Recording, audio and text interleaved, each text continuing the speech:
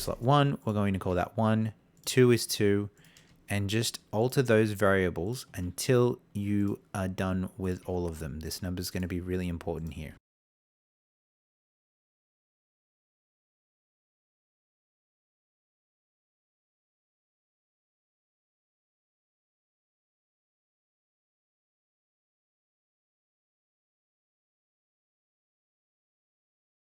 So all of our inventory slot variables here should line up with how they're named here. So slot 0 should be 0, 1 to 1, 2 to 2, 3, 3, 3, 4, 5.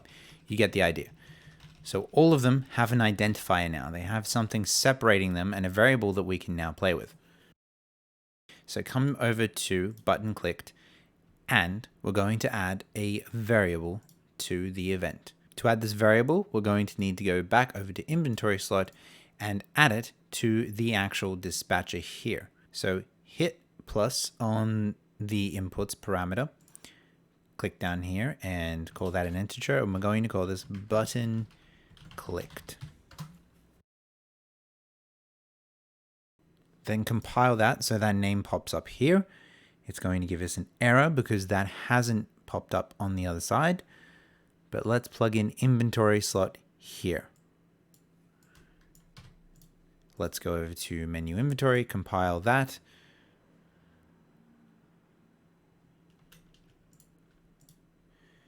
And I've just remembered that if we separate button clicked here from that, we can actually create the input on this side, which is something we need to do. Button clicked. So basically the events inputs on one side need to match the events inputs on the other side. So now if I plug this in over here, after compiling,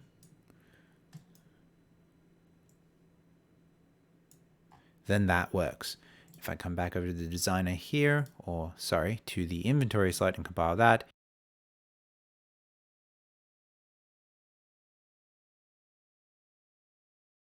so to solve that error, all you have to do is actually get rid of call button was clicked, drag it back in, and call that button again. That's why it was still saying new parameter, because it probably doesn't have a refresh node somewhere inside Unreal. That's all right. One of these little bugs that we don't really care about. So back here, we can now determine what button has been clicked by where it is in the grid. And we'll compile this one more time just to make sure that all the errors are gone.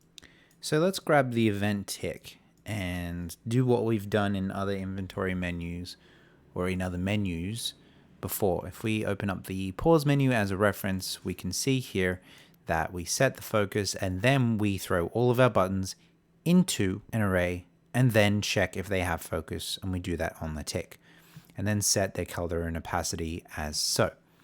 So let's do the same for this inventory menu. Luckily, we already have an array with all of our buttons, so that's good. Let's grab ourselves another for each loop, plug that into the array there. For every element, we're going to set color and opacity. Plug that into the loop body, and we're going to set it according to grabbing the button. Because remember, this is an actual user widget. This isn't the button itself. So grabbing the button within the user widget, let's grab this and go, has user any focus? Or has any user focus, sorry. And then based off of this, let's drag out color and opacity and type in select. So going to select what color this has when it has focus. Very similar to what we've done before.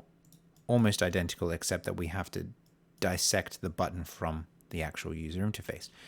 So if we pop over to our pause menu, we can see here that we have some values stored. The alpha is 0.25 here, and it's nothing there. Let's go and do that over in our inventory. So here, if we open up false, that'll be 1, 1, 1, and then this is if we don't have any focus, so we'll zero out the alpha. And if we do have focus, we'll go 1, 1, 1, and we'll try 0.5 for now. But we might need to crank that back up because we do want to see the image clearly. So with that plugged in, we should be able to move around our inventory with our keyboard emulating our gamepad.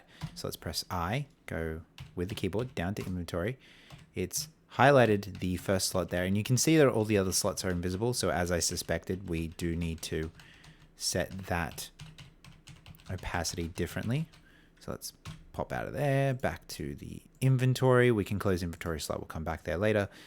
And inside here, let's change false to 0.25 and change true to 1. We'll see if 1's too bright. Also, again, I've closed a menu and regretted closing it. Let's grab that text and set it to a centered view right there instead of being on the side. So now let's compile and save that. Hit play. Press I on the keyboard, down to inventory. The number is in the middle and the button is highlighted if we have it focused. I might even change that non-focused version over to 0.5 just so you can see the menu items clearer. But we can go to the back button, and we'll also need to add that back button to our array as well. So let's go and do that as well. I think we can close the pause menu. Let's find out.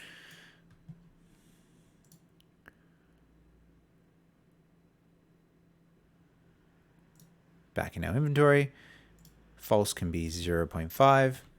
This is, to your personal fine tuning. It's entirely up to you how you want this to look. And let's grab ourselves another array, make array.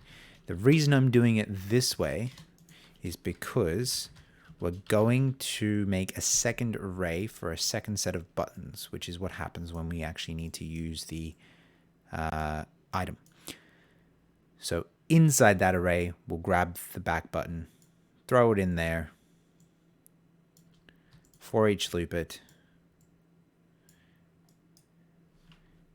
check if it has any focus, and if it does, we'll set the color and opacity like so. Essentially doing the exact same thing on the script.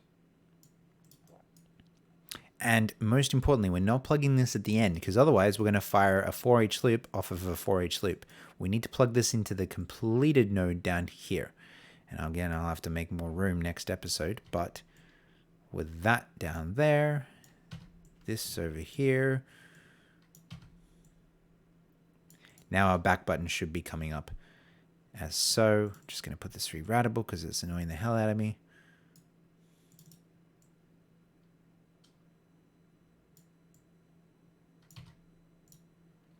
Instead of setting color and opacity, we need to, with this button, set background color. Because when we're talking to a button directly in here, we can set the background color like so. So two different sets of buttons. We have the sets of buttons that are inside the inventory slots, and we have the set of buttons that are just inside the menu itself. And then rerouted to there.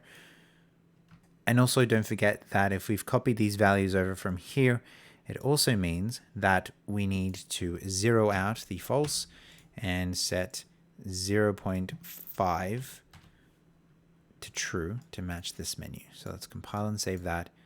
Play, I, down to inventory. And now when we hover over the back button, it lights up. And when we hover over an inventory slot, it's lighting up. So we could use this with a gamepad. And we're going to leave it there for this episode. Next episode, we're going to build out that button click.